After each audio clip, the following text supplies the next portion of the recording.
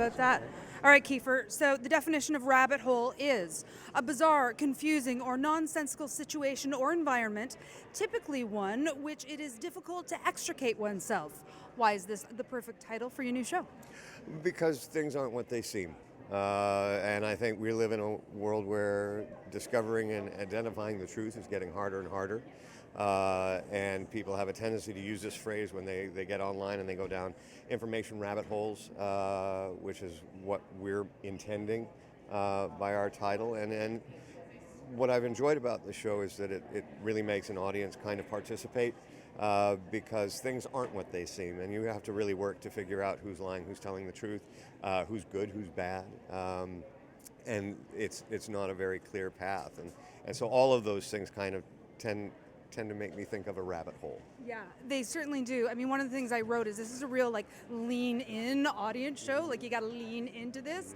What do you think people need to know about Rabbit Hole before they delve in?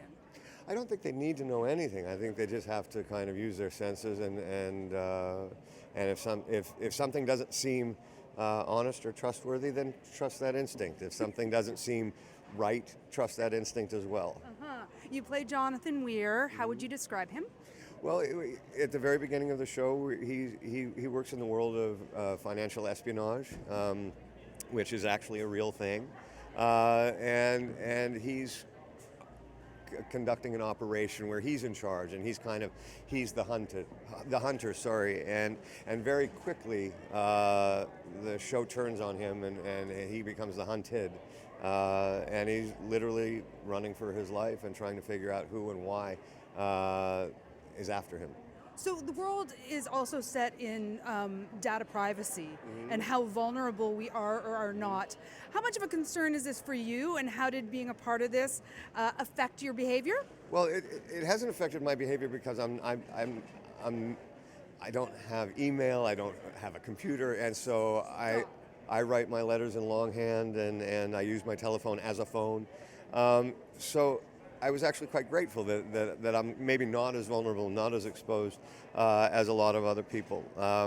So it hasn't really changed my behavior, but it certainly was alarming to see the variety of ways that our private information can be either obtained and then manipulated. Absolutely. It's so fascinating to me that it is so high tech, so much of what we're seeing in Rabbit Hole, but you do not shy away from the low tech mano-a-mano combat as well here. How great was that to have the combination in the show of high and low? I think one of the things that I've always loved about the thriller is that there is an element of physicality to this production. I certainly had that experience with 24, and I certainly had it here with Rabbit Hole. So it's an aspect of that genre that I enjoy a lot as a performer. So it was nice to get back into it a bit. Yeah, so I want to go back to the fact that you don't have a computer and you don't have social media. So how does that work in 2023, Kiefer Sutherland? Well, I do have some social media, but I work it through someone who I work with. But yeah, it's just I think I'm one of the last actors that still gets a script in paper because I like to make my notes that way. It's just the way I've always worked, and I've just kept doing it.